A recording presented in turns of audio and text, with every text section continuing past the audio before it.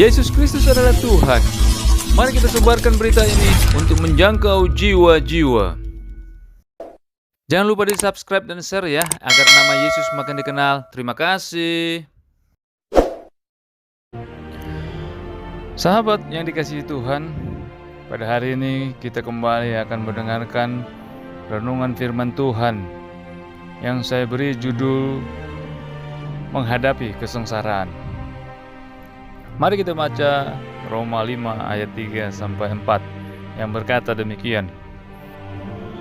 Dan bukan hanya itu saja, kita malah berbangga juga dalam kesengsaraan kita, karena kita tahu bahwa kesengsaraan itu menimbulkan ketekunan, dan ketekunan menimbulkan tahan uji, dan tahan uji menimbulkan pengharapan.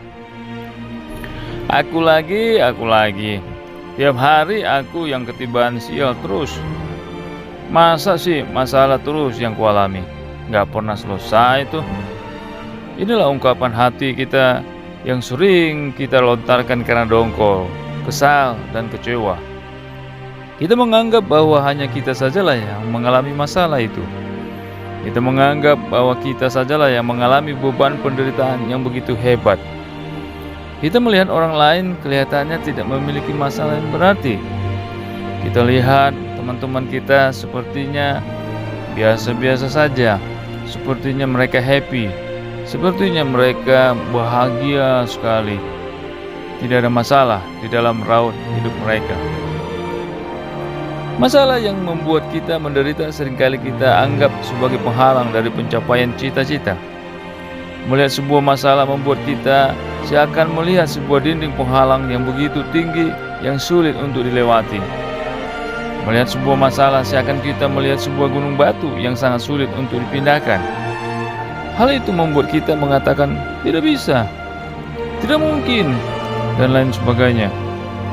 Bahkan pada saatnya kita akan mengatakan kepada teman, sahabat, keluarga, bahkan kepada Tuhan, aku lagi. Sahabat yang dikasihi Tuhan, kita seperti anak-anak ketika menghadapi sebuah masalah. Seorang anak di dalam sebuah rumah tangga akan menganggap bahwa pekerjaan yang dibebankan kepadanya adalah sebuah tugas yang berat. Ketika anak itu disuruh lagi untuk melakukan pekerjaan tersebut, dia akan mengatakan, aku lagi. Kenapa tidak yang lain saja yang disuruh? Dia tidak pernah menganggap bahwa tugas yang dilakukan adalah untuk mempertajam keterampilan yang dimiliki di dalam menyelesaikan pekerjaan.